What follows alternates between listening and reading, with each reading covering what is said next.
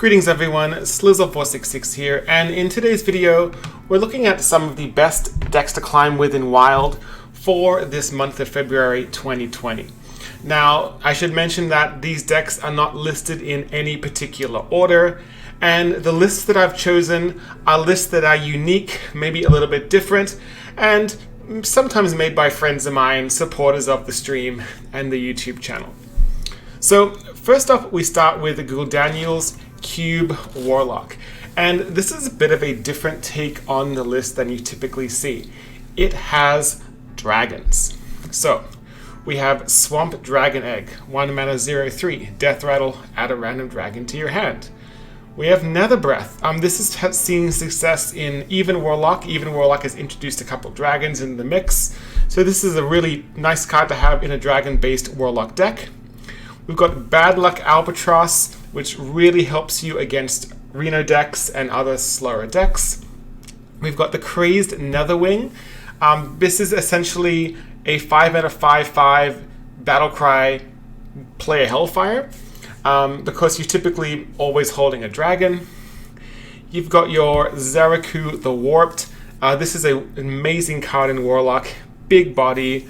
8 mana cost is pretty decent.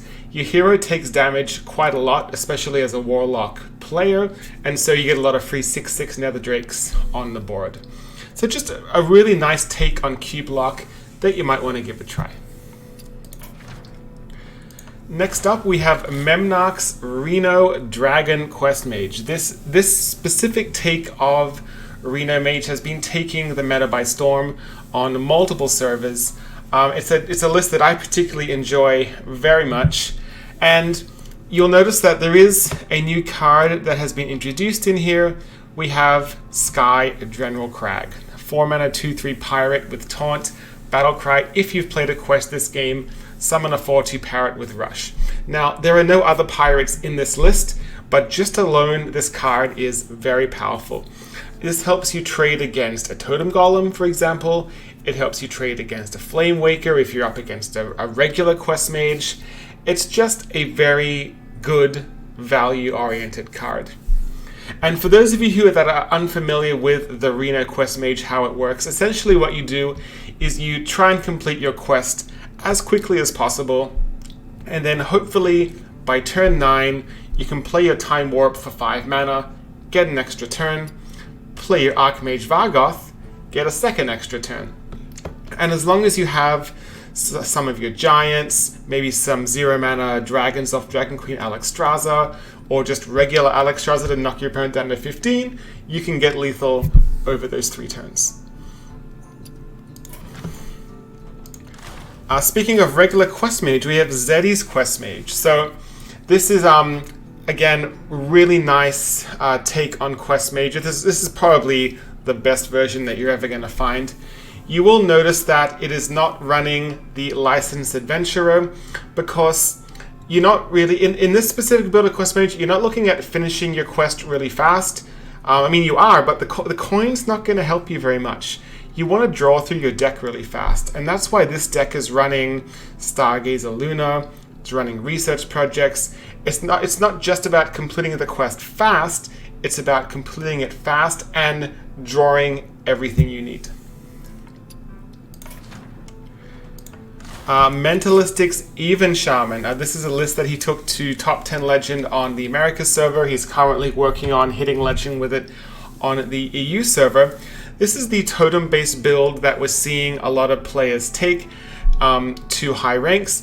And what Mentalistic did is introduced, well, not so much introduced, but just to help fight a lot of the aggression in the meta. You've got the Thunderhead, just to help you get some extra 1/1s for trading. So there's no 4 mana 7/7 in this list. You've got your Squall Hunter, which has great synergies with your Maelstrom Portal, just to really deal with issues such as Odd Paladin, Mech Paladin, Odd Rogue, any sort of aggression you're going to face into. Next, we have a BMK's Odd Rogue. This is a list that he took to number 2 Legend on the Europe server.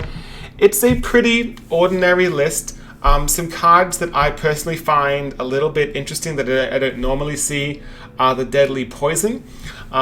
Typically, I don't run these myself, but they are really good up against even Shamans to deal with Totem Golems. We've also got the Corridor Creepers in here. This is an anti-aggro tech, so if you're queuing up against a lot of aggro, getting these for 0 mana is really, really beneficial. So, good deck to just help you climb the wild ladder. If you like doing super obnoxious things, you might want to check out Petals' Darkest Hour Warlock. There are lots of different versions of this list floating around. This is one of the most recent high legend lists that has been seen. And for those of you that are unfamiliar with how this deck works, you hard mulligan for your combo, which is typically your farm scheme, into a Blood Bloom, into a Darkest Hour, and all of those 1/1s off the scheme, or it might be off a Fiendish Circle or an Implosion, will turn into these giant minions that are at the top end of your deck. And one really nice card in this list is the Nerubian Unraveler, making all spells cost 2 mana more, meaning that it's much more difficult for your opponent to use a spell to clear board. Moving on to Warrior, we have Alb987's Pirate Warrior. This specific build is quite nice in the current meta because it is built to deal with Reno decks, specifically the popularity of Reno Mage. So you'll notice that there are no Death Spites or Arcanite Reapers in this list, which are typically very popular Pirate Warrior cards. Instead, we are running Wrench Caliber to put bombs into our opponent's deck.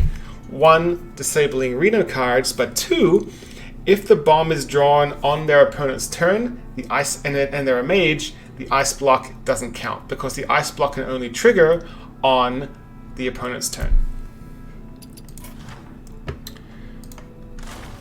Next up, we have Ghost Dog's Odd Paladin. You might know Ghost Dog, who frequently is in many different wild streams, supporting streamers on Twitch. This specific list is a pretty good one. It's got 1 Ironbeak Owl to help deal with early Void Lords or very big minions from a Mech Paladin. You've also got Chief Inspector, which is a very cute little tech to help deal with Mage. So just a generally good deck. Hit the button a lot, play lots of recruits, make them really big. Next up, we have Secret Mage. It's Secret Mage. It's a good deck.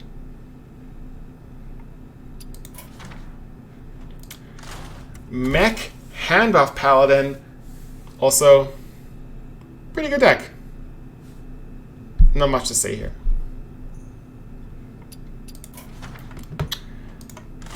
Now, here's an interesting one.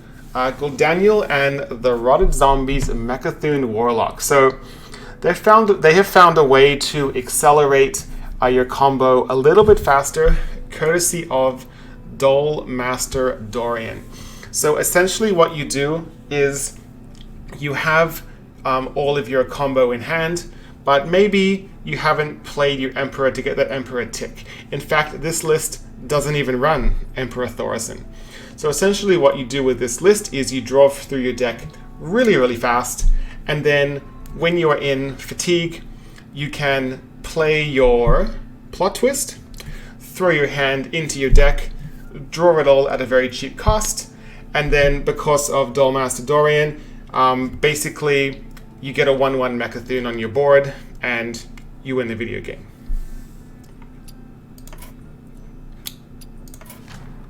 I also don't own Dorian. I should probably craft it. And last but not least, guess what's back in the meta, everyone? It's a Big Priest.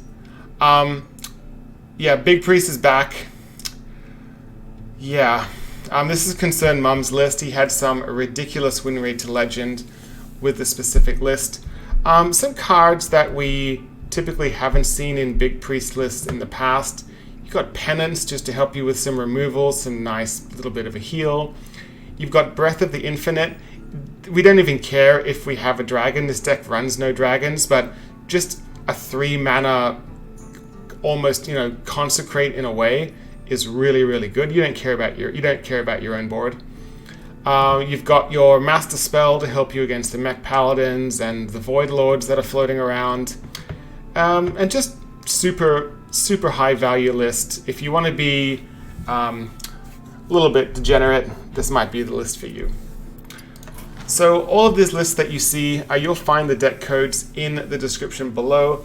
For those of you who have difficulty copying the deck codes on YouTube, you can also join my Discord. It's much easier to copy those deck codes. But if you want to support this channel, you can click that subscribe button, click the bell, and until next time, hope to see you again.